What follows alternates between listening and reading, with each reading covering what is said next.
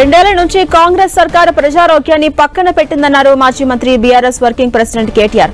కాంగ్రెస్ నాయకులు కేవలం వారి స్వార్థం మాత్రమే చూసుకుంటున్నారని, ప్రజల ఆరోగ్యాన్ని పట్టించుకోవట్లేదని తెలిపారు. ఇప్పటికైనా కాంగ్రెస్ ప్రభుత్వం నిద్రమాని ప్రజల ఆరోగ్యాన్ని పట్టించుకోవాలన్నారు కేటీఆర్.